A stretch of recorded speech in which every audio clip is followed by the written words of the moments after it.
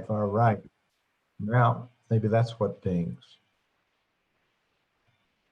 Preparing the live stream, setting up your webinar on YouTube Live. What a great thing. And then I'll grab the code and put it on the page. Then we're good to go.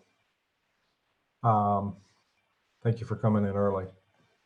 Oh, please. If I'm on time, I'm late. I like to be early. Oh, I like that. Yeah. All right. It's spinning. It means it's going to do something here. Well, look at that. Share. Embedded code. Everything's just running in slow motion right now.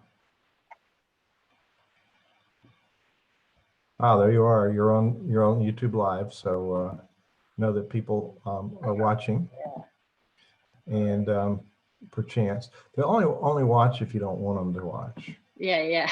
It's like that email in a company. They can only find it when it shouldn't have been sent. Oh my word. Yeah. Edit post. So you're about 30 seconds away from starting, which is just now 2. USA Eastern. Where are you in Canada? What time zone? Right now I'm in Atlantic time zone. It's one you would not be familiar with, probably. No, I'm not. Yeah. What city? I am on the East Coast, a small little island that most people do not know of unless you know of Anne of Green Gables. But I used to be an hour outside of Toronto, but right now I'm on the very eastern part of Canada, teeny little small place with lots of cows. PEI, Prince Edward Island. Oh yeah, touch of Scotland. Yeah. Prince Edward Island, Nova Scotia. Yes. Yeah. I've always wanted to go there. I've been to Toronto and Simcoe, Ottawa, Montreal. Never been over where you are. It's quite beautiful. You would really like it. Very different lifestyle. I have seen pictures, but it's probably nothing like being there live. No. All right. I'm gonna get a good clean start so I don't have to do much editing on the on the video. So here we go.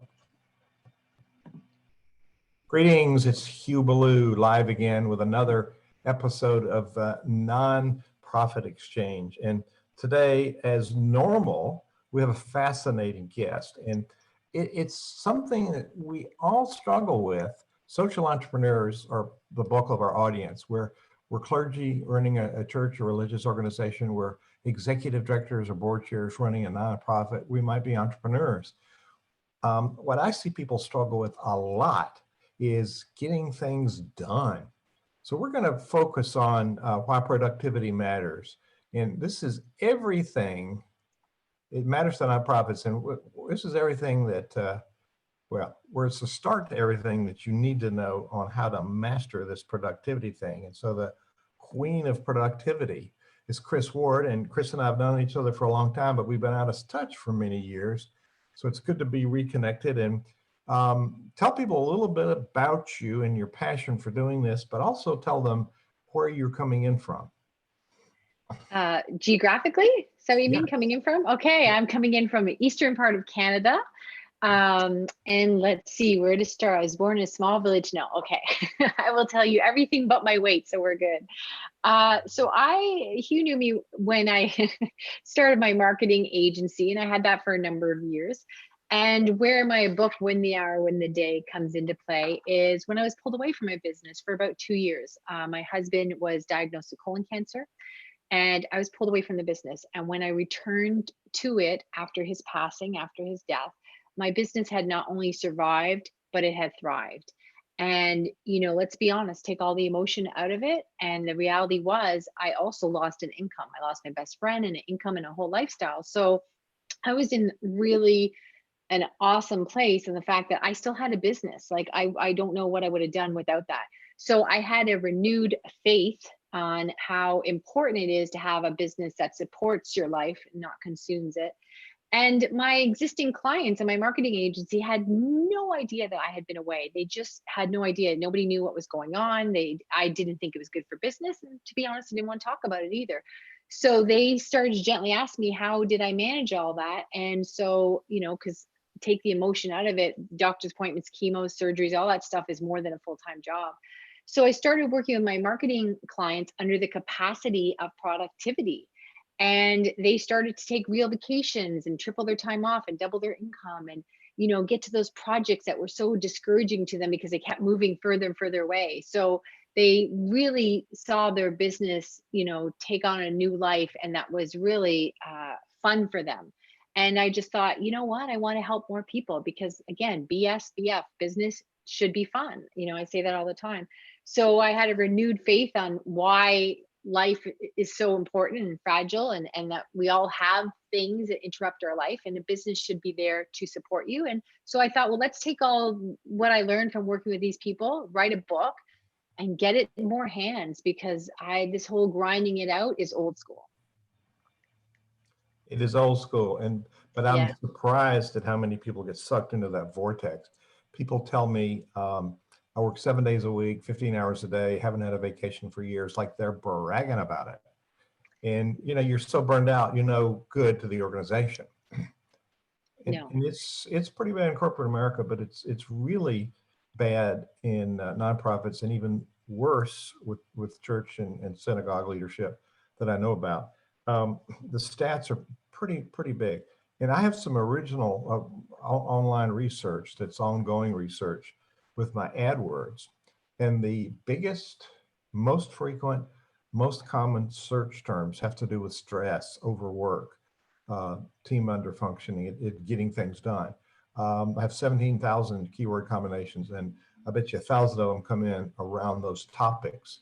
So I know it's a real big problem for people, and they're looking for answers. So look no more, people. We have some things that really work. So what I'm hearing you say is you were doing the marketing for people, then you started looking at their productivity, and you started offering them some solutions, and it really worked for them. And so I had a couple that was a guest on this podcast a while back that accidentally started a winery, which became #1 winery in the wine brand in the country, Barefoot. But they were philanthropic, and they gave wine away so nonprofits could raise money. So they were marketing people, so they knew how to promote it. So you can't be effective in marketing if you can't serve your clients, and you can't serve your clients if you're not managing your productivity. So this is a really timely topic in a time when we're very stressed. So leaders make mistakes. And so one of the mistakes is we don't have a strategy to implement, but suppose we write a strategy, which is the minimum, a small number of people. Just write a roadmap for where we're going. Then you can do a marketing plan from that. But then the biggest failure, 90% of the failure, is the implementation of those ideas, the steps to go there. So what's the biggest mistake leaders make in trying to get those things done? You made a bunch of really great comments, and I'd like to unpack some of them. I mean, we could be here for days, but some things you mentioned, people wore that with a sense of honor and a badge of pride. And we are in this culture, especially when you're in a nonprofit and you want to be of service, and you feel like rolling up your sleeves, getting your hands dirty, it just makes you even more honorable. And you just want to get in there and do it as fast as you can and show other people how to work hard. But we've all heard that saying, working harder, working smarter versus harder. But, you just think, oh, I'll be even of more service if I just show people that I'm willing to do all this grunt work. So I think we get service confused with sweat. So you could be of greater service to people if you're more and more effective. So I would say the biggest mistake that most people make is what I call it the Ward method. So, winning always requires delegation. So even when you're a leader and you think, no, but Chris, I have a team, there's always more fat to trim. And there's always things that you think only you can do, or that you're micromanaging your team. And there is just so many opportunities in this current world of working virtually and outsourcing around the world. It's just never been a better time to build a team, and you can have expertise at your fingertips that is really easy to implement and completely affordable. But when I say that, what happens is, if I convince you of that, then people go, oh, that's a great idea.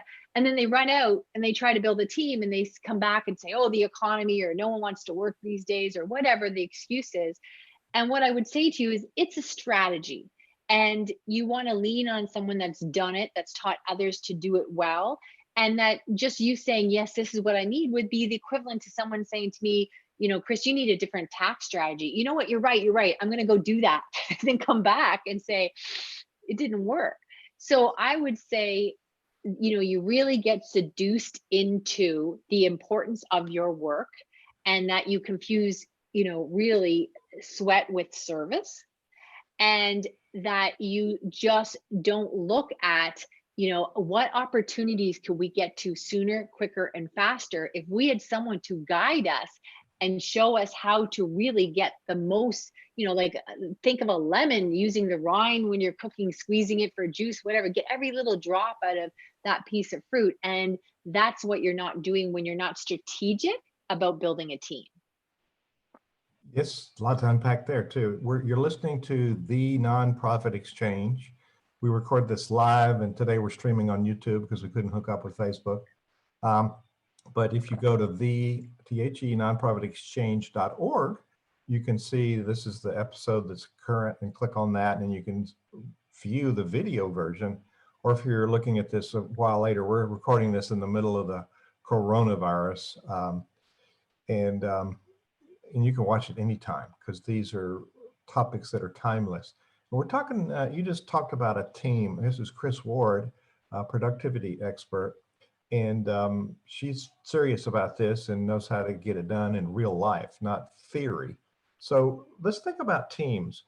Part of one of the leadership methodologies I champion and teach was by psychiatrist Murray Bowen, and it's about knowing ourselves. So one of the things leaders do is overfunction. And you were talking about what's the distinction between the sweat, and we got the vision, we got the process, we know what the end result is, we have qualified people.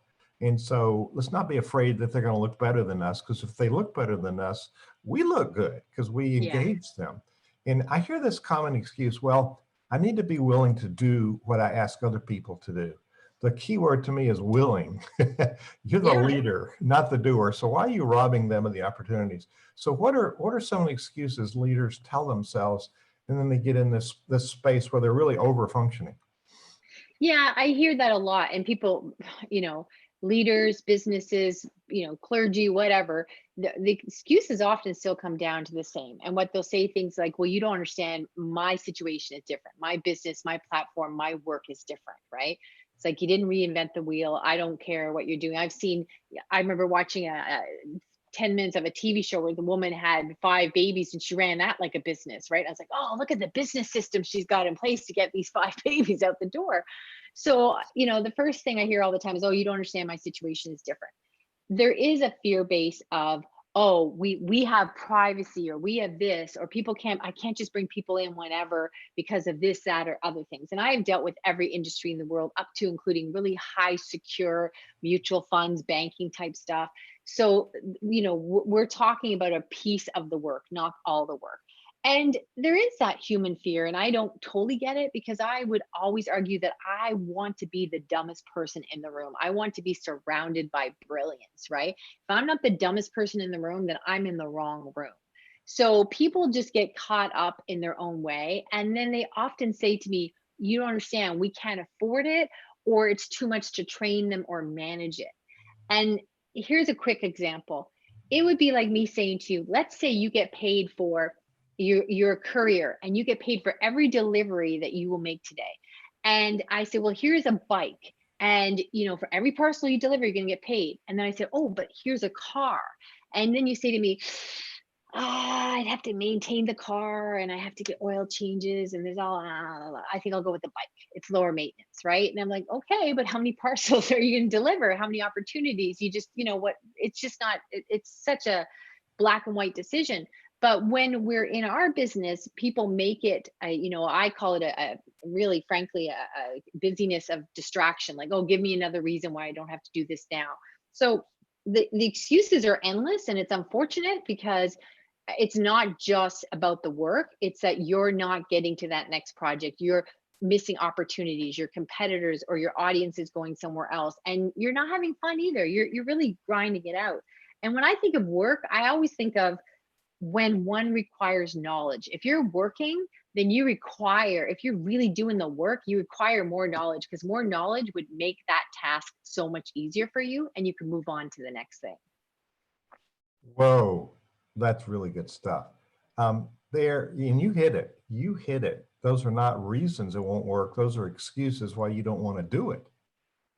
So there's a fear in, or a lack of willingness or lack of awareness that we really need to upgrade our own skills if we're going to lead a team effectively. So that's part of Cinevision's work, is to upgrade the skills of a leader, but we don't do the productivity piece that you do. So we actually prevent productivity. So what are some of the ways, do you see that play out as well? Oh, 100%. And everybody just makes it a bigger thing than it needs to be. So for example, I was speaking to someone and he had a videography company, and he said, Chris, you don't understand. The way I produce my videos, it's a certain look. Everyone says they do a really good job. I can't outsource it, whatever. So, even if I've worked with an interior designer, Chris, I go in, I'm the only one that can do it. So in that case, even if you say the interior designer, okay, she wins, she really is the only one who can do it. But let's say she's in that home for an hour. We can pad things on both ends that would decrease her time in that home, even if she is the only one that can do it. So instead of it taking 1 hour, it might take 40 minutes, which means she has more opportunity to do more business, to, do speaking gigs or get other places that day, right? So with the videographer, he was like, you don't understand, Chris. I'm like, okay. So first of all, I said, especially a video editing, I mean, they're a dime a dozen. There's just, it's so simple. And he said, well, I built out this whole system. I worked on it for weeks, and then I hired my first guy. Again, he wasn't trained. He'd never done this before. He had no strategy. Hired my first guy. After 3 weeks of building this out, it didn't work. So, but the problem is, that's like building something like A to Z. If he had just taken a screen capture video, which you can do for free, of the first little piece he was doing, let's say he's taking garbage cans out of the background on a beach, then he could show the guy, can you do this? Yeah. Okay. Well, you take the garbage can out of the next 20 frames and then send it back to me. So if that saved him a half hour, then there you go. He can progress to the next thing. But what happens is people will say, oh, I'm going to build this big training thing. And then they don't realize step 3 needs a different password on Tuesdays. And then the person's coming to them and bothering them. And they're like, see, it doesn't work. It's too much, because you tried to build the whole thing out. And that, again, is just moving you further away from the goal. So what I would tell you is how we work with our coaching clients. We've got these simple little videos. We train people with all these little ninja tricks, and they are shocked that they can post a job and have somebody implemented in their team with a very simple process the next day, taking work off their desk. So everyone just makes it another project, like working, when you're in high school and you put all that effort into the title page before you write the essay, I don't really want to write the essay, so I'm gonna make this title page look really good, right? So that's the kind of stuff you see a lot of. People get ready to get ready, and they get ready to do business, but they never start doing business because they're doing the business cards, doing the logo, doing all this stuff. So, that's an interesting, you've said several times, people say to you, you don't understand. Yeah. And maybe you're not the one that doesn't understand. So it's a lack of willingness to look at what the real problem is. And somebody said to me, oh, if you work out, you could lose some weight, you'd feel better. And I could say, I tried that one day last year and it didn't work. Yeah, which push-up got you in shape? That's really the question, right? Yeah. It was number 132, but I had to get there. Yeah. So it's really a self-awareness piece, isn't it? Yes. Well, and self-awareness, what happens is, you know what? It's a little bit more short-sightedness than self-awareness, because what happens is by the time you need someone, you're so busy that's not the time to be hiring people. And you have no system and no strategy. So when we have an online product coming out, and it's very simple, and we've got all these little ninja tricks, and it's like so easy. But what happens again is, first of all, you delay it.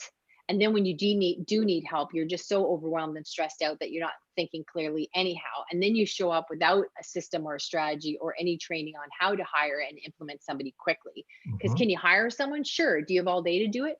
No. Do you have money to waste? No. I was speaking to someone just last week, And I won't name her, but you know her, Hugh. And she was saying she had a team member, and let's say she paid this person 50,000 last year, and she said, Chris, 4 months in, I knew she wasn't the person for the job, but it was just too much work to replace her. Right. And it was like, oh my gosh. And not only did she waste, let's say $50,000 last year, and she could have had that diced out in different positions for a quarter of that price, but she knows she missed opportunities. She knows there was emails that didn't get through. I know I sent her stuff that I CC'd her in after the third fail with her assistant. So you don't know what opportunities you missed. You do know how much money you're wasting.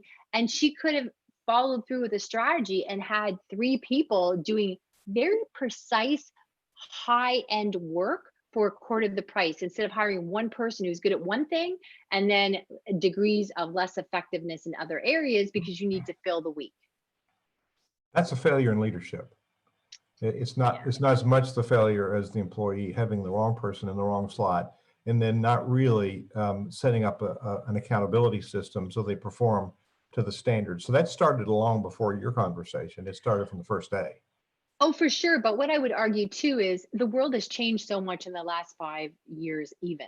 So what would happen is, I know when I started, like, delegating or outsourcing or working with people virtually around the world, which is a big shock to everyone now. When I was doing that 7 years ago, it was so cutting edge.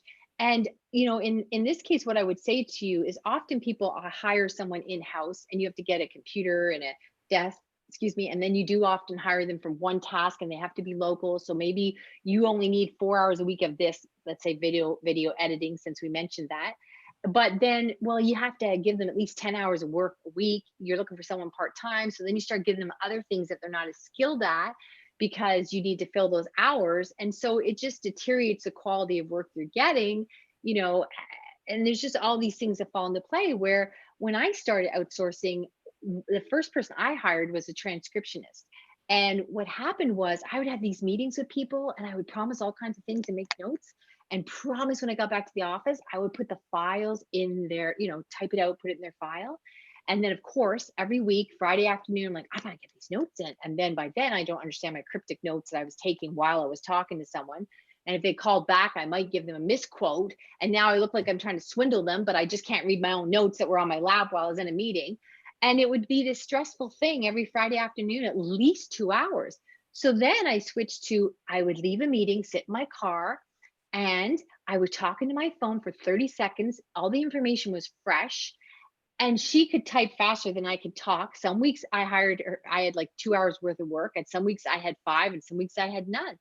And God help this woman, all she wanted to do was this. So she was really good at it, and she had 10 clients, and she only did this, and she was really fast at it.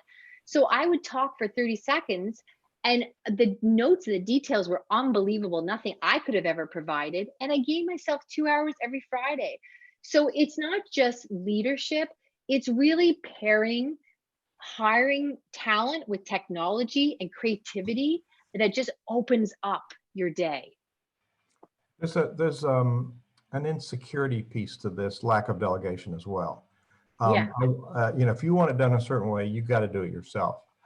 However, if you want a certain result, then get out of the way, because other people are going to do it differently than you would. And it doesn't matter as long as you get the result that you've defined. So there's two problems I see with that. We're not really clear in defining the end result. Here's the specificity on what I want you to accomplish. Then we're not really good at giving them the necessary information. And then if it's a long-term project, we don't have the touch points to make sure they understand the project, have the tools, and aren't stuck somewhere. So any advice around how do leaders up their game to be able to let go of this control mechanism and allow other people who might end up doing a better job into the space, and how to nurture that relationship? I would argue, if you set it up correctly, a lot of the time they are going to do a better job, because how many things can you be good at?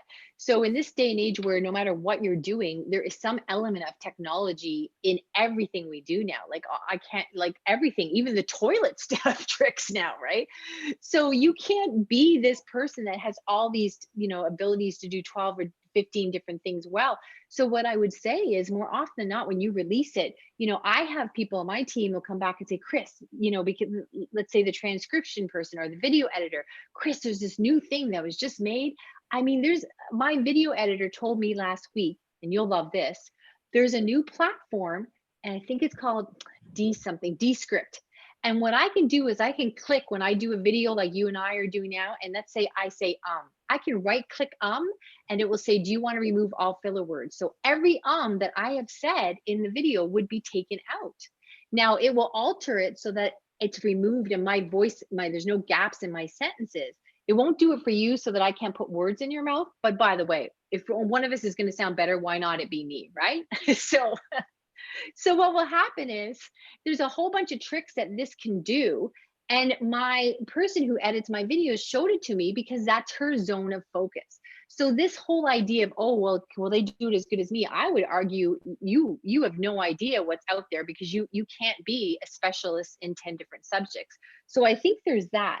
But let's go back to you and you say, okay, no, Chris, I'm standing strong on this. I do this better than them.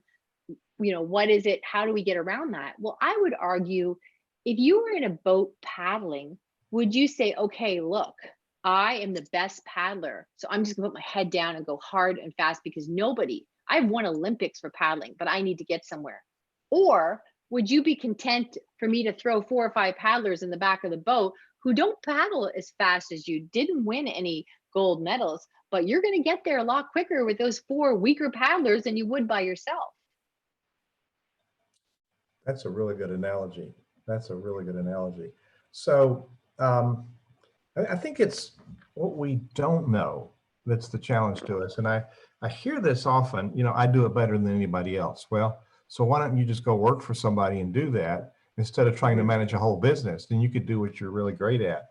Or you could build a team of experts that could be ultimately better than you if you're willing to nurture that. So let's talk about team a minute. Describe how you define team. There's formal, informal, there's internal, external, there's all kind of descriptions. Well, first and foremost, to me, team means together everyone accelerates money. And even if you are in the nonprofit arena, we know what that means. It doesn't mean you have to still keep it alive. There still has to be an influx of income. There has to be something that keeps the lights on. So don't confuse that with profit and nonprofit. So to me, team means together everyone accelerates money. And a team member, listen, anybody who has succeeded at anything in the history of any capacity has had a team, 2 guys in a garage, whatever.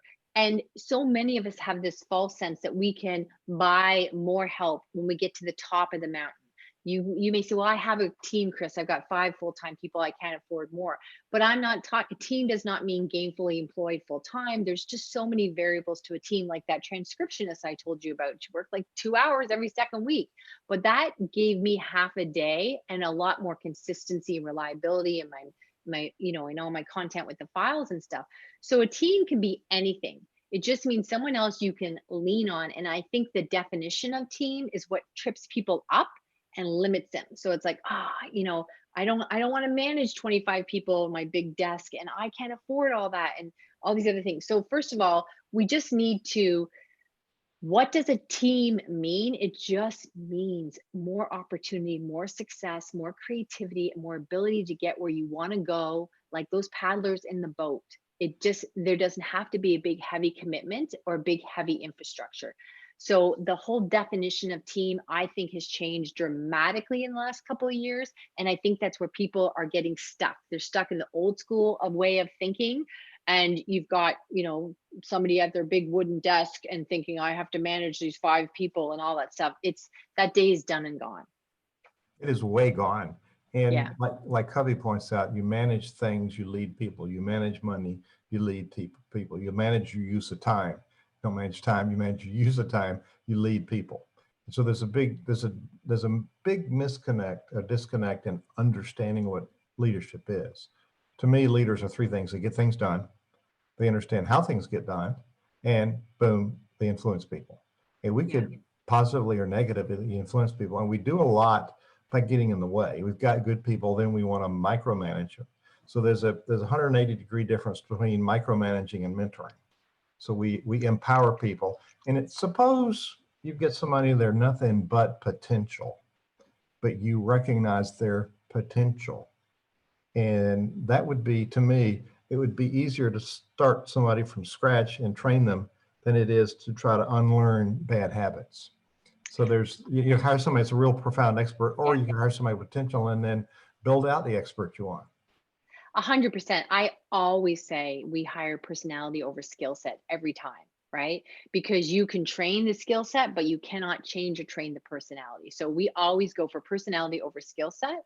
And what I would also say is if you're doing a good job, then you're training your team how to delegate and how to outsource. No matter where they are in the rankings, I'm always talking to my team about that, saying, look, if this is something we can get off your desk and you can get it to somebody that is making less money or less hours than you are, like, it just saves us all money and time. I want you to focus on your zone of genius. So right now we're looking for an assistant for my assistant, because I'm starting to realize she handles complicated stuff, and then there's research that she no longer needs to do, or it's not as great a use of her time, where she started on that 4 years ago, but now it's not a good fit for her. So we need somebody that can take stuff off her plate.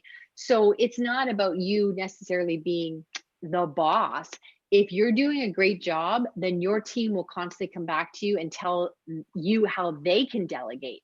So it's a much bigger world than most people are letting themselves see. Yes, we're the barrier. I think Steve Jobs was credited with saying, we don't hire good people and tell them what to do. We hire good people, train them, and they tell us what to do. Yes, So, 100%. Yeah.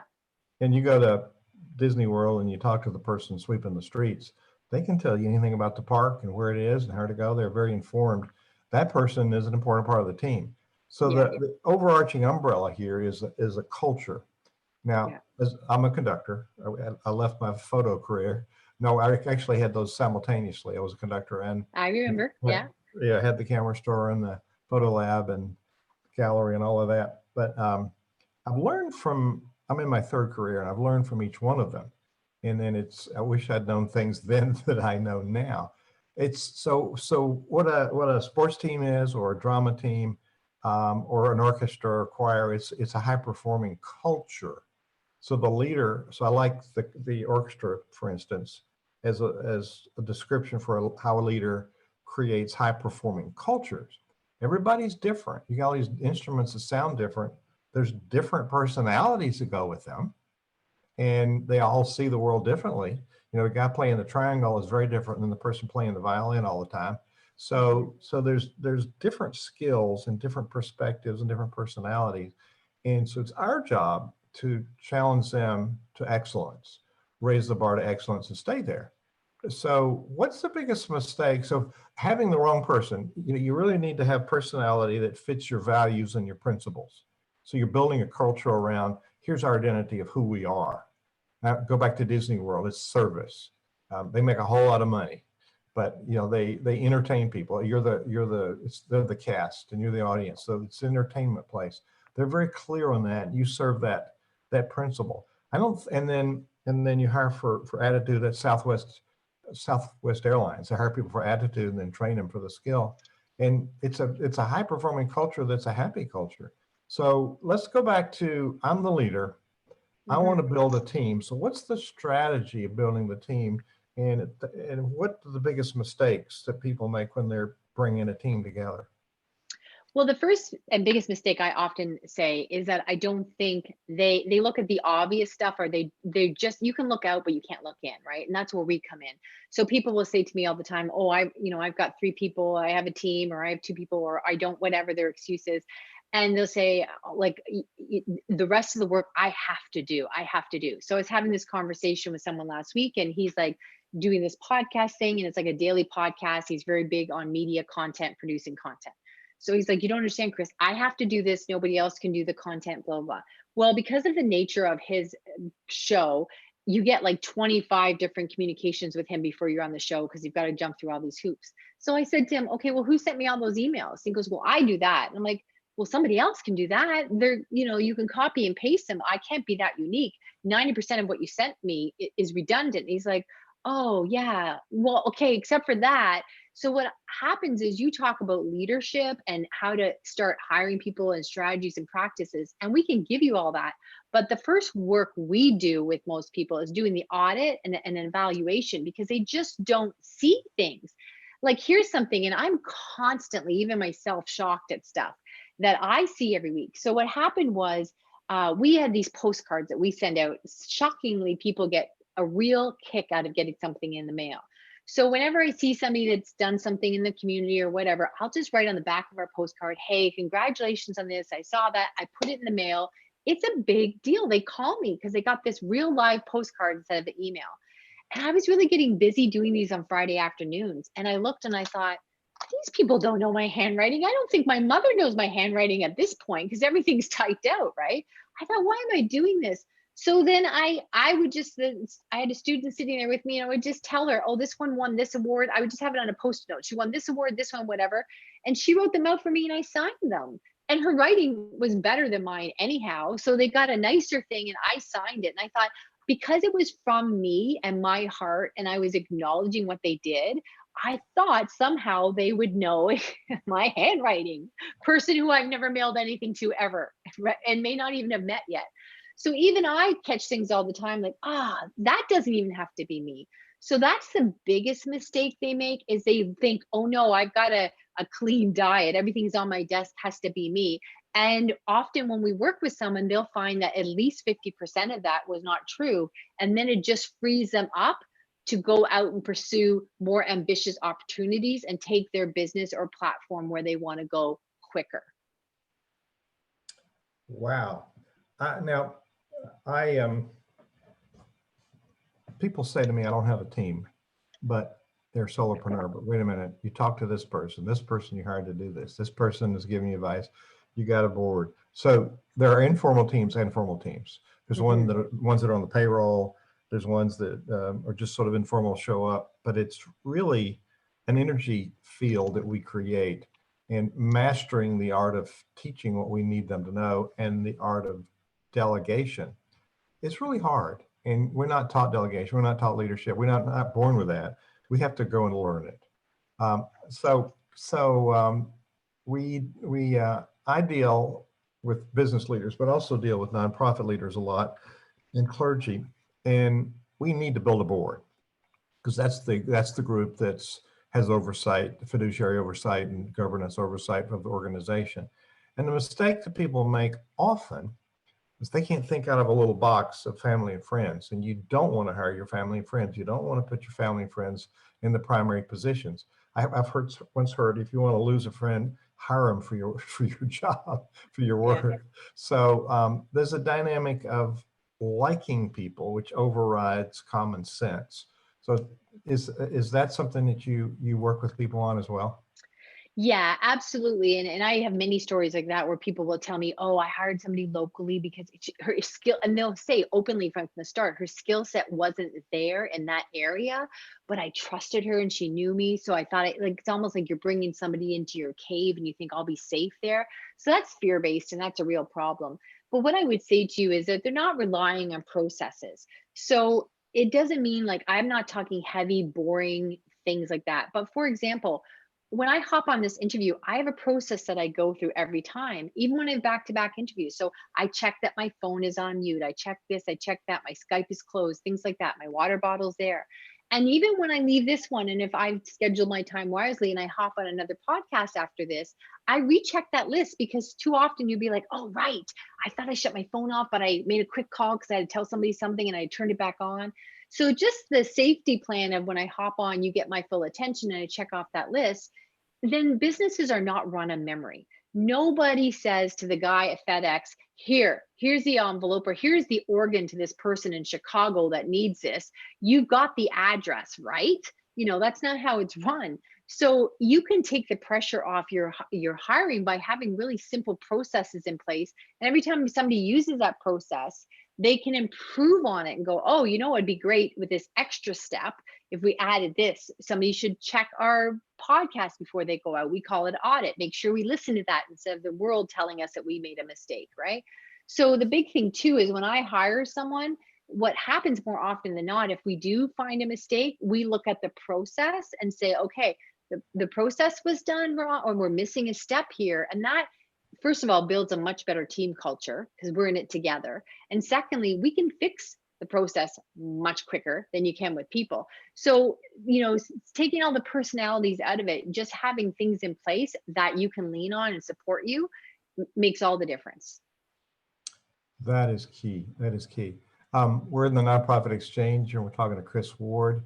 And you probably observed right now, I'm Southern and we have a certain way we say words. We have our own language down here. Chris is Canadian. She said process. And so just wanted to point out I'm a choir conductor and I listen for vowels. And so that's one novel thing that you bring to the table today, amongst many others. Your passion for your work is quite evident, and it's not as evident. I mean, well, people show their passion in different ways, let me say. Yours is very active passion. So let's go back to the costs.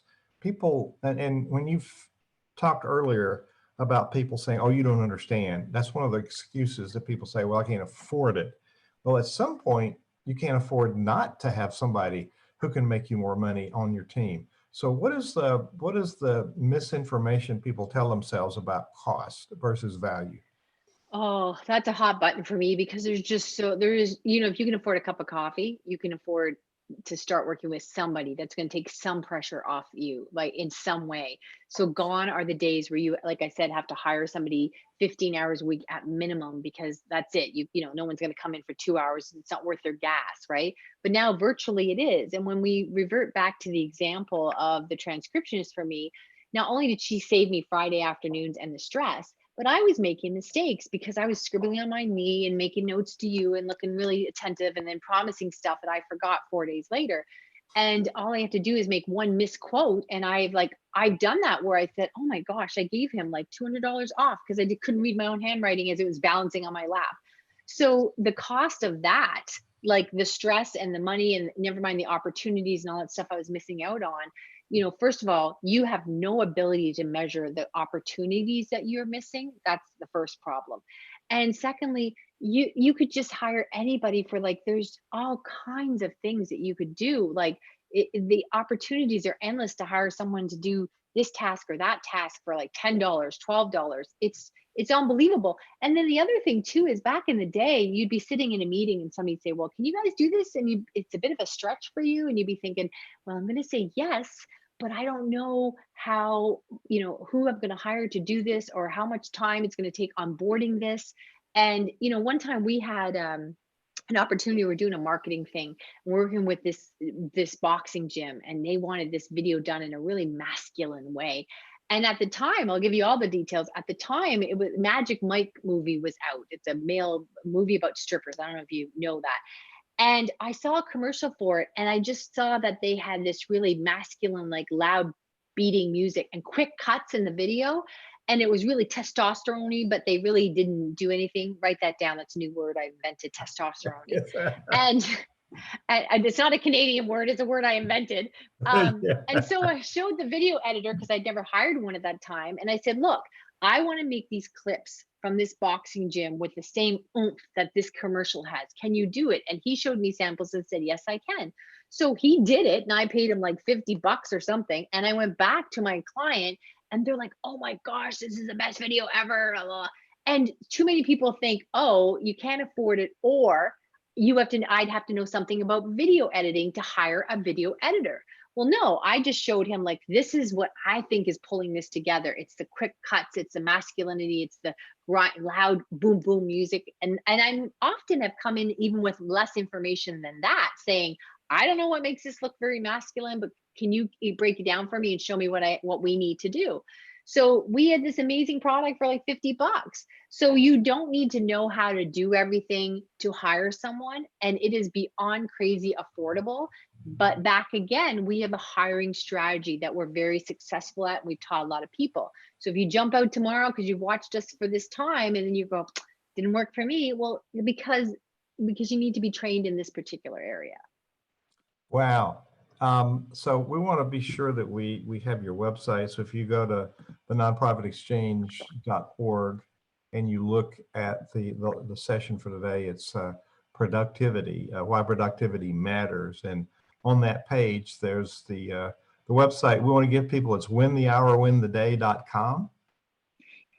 Yeah. And I don't know, I don't know if this falls under the category of promotion or not, because I know you guys don't like to do that, which I'm totally supportive. But we do have a page where we give away a bunch of free gifts. And because there is a bunch of different things that might, like a little bit of a treasure box that might be of value to your audience. Well, actually, they would be of value to your audience. Sure. What I should be saying Sure. is you might like it or not. So if you do the winthehourwintheday.com/free gift, there's some video trainings in there. There's some how to save $480 a week ebook on how to save $480 a week on outsourcing, blah, blah, blah. There's a whole bunch of things that will shift your mind and give you some deeper understanding of how this can serve you. So a bunch of little freebies there.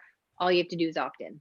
So it's winthehour.com So / you got that a little backwards. So it's www.winthehourwintheday.com/free gift. For GIFT. Okay, I'm gonna just put it in the window here so I could find it. I'm interested myself.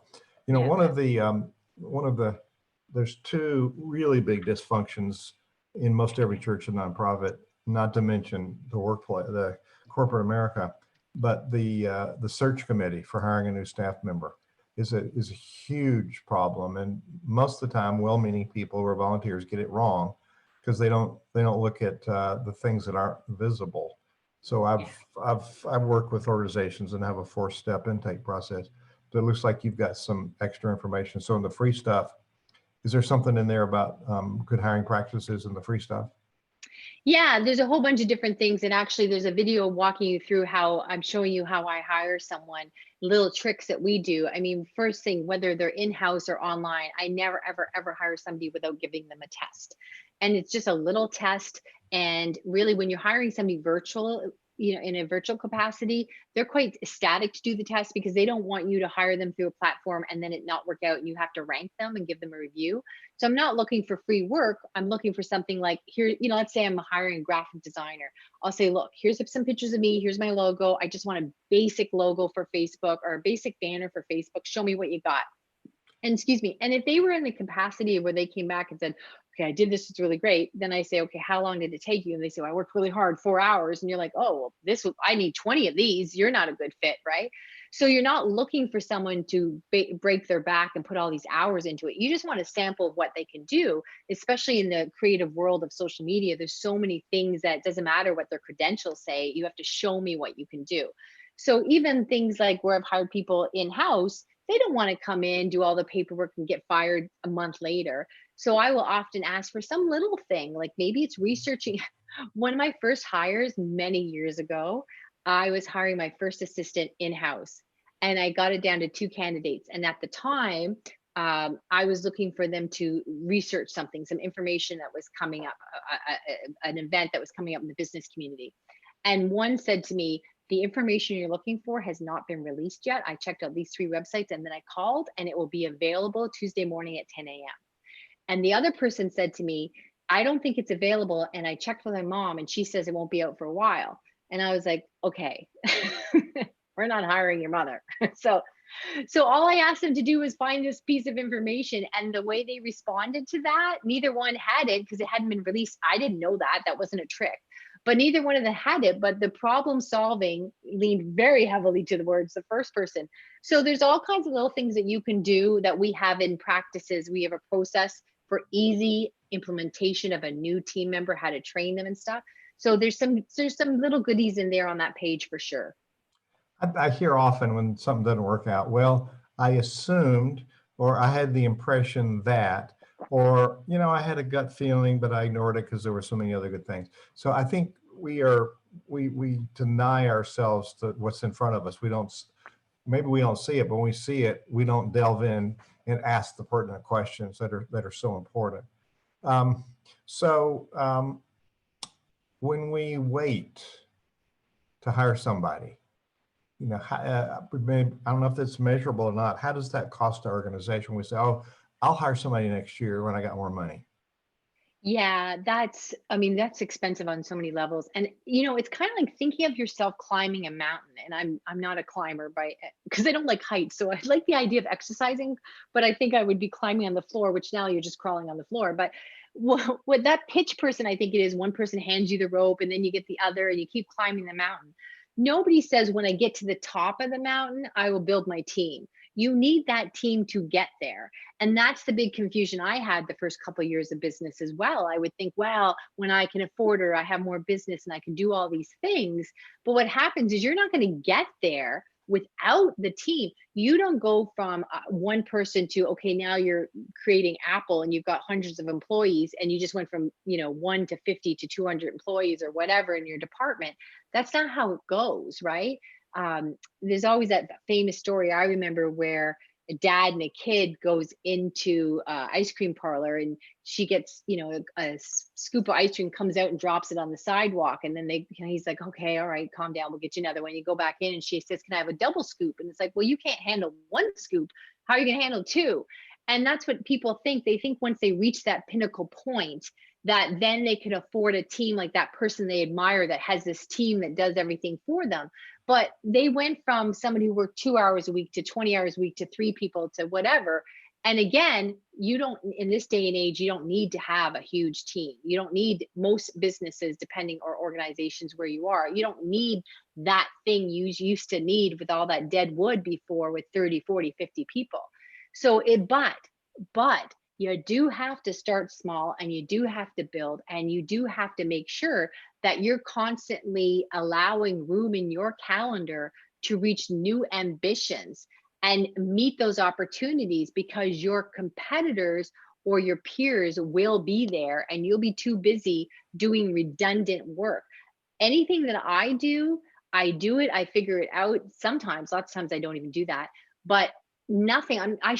I nor you or anyone you work with should be doing the same work all the time. That's a job. So what you need to be doing is creating, saying, okay, this is our next ambition. Okay, boom, we got the podcast out. I've written the book. Okay, this is it. So when I wrote my first book, we built out a whole system for the next book. I will never have to do that again. We have a whole process for making sure that we can reach people quickly and efficiently for the second book and to sustain those relationships. That's good stuff. Now, we've covered a lot of really good topics around team. Remind me what your acronym for team is. T means together, everyone accelerates money. Together. That's a really good. That's a really good perspective. What occurs to me in all of this dialogue is that as leaders, we need to equip ourselves for the leading of teams. I can't tell you how many times people come to me at a place where we met, CEO Space, and say, oh, I got a team. And I will say, well, what are they going to do? I say, well, I don't know yet. So you really recruit the team for the work that you've defined in your strategy. So we need to accomplish these things. So here's the skill sets we need. And by the way, here's our values and principles. Here's the kinds of personalities we need. So we've got to do that heavy lifting before we can build a team or know who ought to be on the team. But we forget to work on our ability to lead the team. You want something on that? Then is there something we haven't talked about you think is important? No, I think it's such a deep conversation. Literally, we can meet once a week and go over this. There's so much depth to it. But I think we covered some of the real fundamentals today that I hope opens your audience's eyes, because it really is not as simple as I am here and then I need to build people that are going to take my time. Everyone has this concept where it's going to take my time away from my work, and now I'm going to be over there managing instead of producing. But if this is implemented correctly, what you do is you have people like those paddlers in the boat. They're just going to get your boat there quicker, faster. And so it's not you would now have more work to do in that boat managing your team. It's like you would get to the shore quicker, move on, and go where you need to go, right? So it's the mindset and limitation, and mostly being tied into the old school way of thinking of a physical working environment that's expensive and is legislated by policy, and how do we hire and all that stuff, that rigmarole. So it's a new day, and you better catch on because your competitors are, that's that. When I had 5 distinctively different Kodak dealerships, and Kodak at the time owned imaging in the world. and they went from this dominant position to bankruptcy Yeah. over the next year because they ignored digital imaging. They ignored the green box that came in Sickening. that made better Yeah. products. They just we're Kodak. So it's the blindness of leadership that takes us down. And I think there's only 53 of the original Fortune 500 companies that are still in existence. You know, Yeah. they had everything going for them. So to that note, it's back to leadership. And I know you, like I, have had the unfortunate opportunity of having the conversation with a person that you have great skills, you have a great vision, you have great products. Somebody else ought to lead this business. Yeah. Yeah, for sure. Yeah. That's really letting go. And a lot of people that found a profit have founderitis. You know, it's mine. I want to do this. No, it's not yours. It's a nonprofit. Nobody owns it. So we want to guard it to keep the safety of it. But really, if we are clear about articulating our vision and equipping people, then it's going to live past our times. So there's a growth curve here. I'm going to do a sponsor moment and then come back and see if there's a final thought or a challenge or a tip that you want to leave people with. Our Sure. common sponsor, who's been faithful to us for the years, is WordSprint. They print our magazine that we publish, Nonprofit Performance 360 magazine. And Chris, you'll be getting an invitation. Our acquisitions editor is on the call. She'll send you an invitation. It's really about how do you up your game as a leader? How do you improve yourself so your organization can be better? It's printed by wordsprint.com. WordSprint helps you stay in touch with your tribe. It's mail.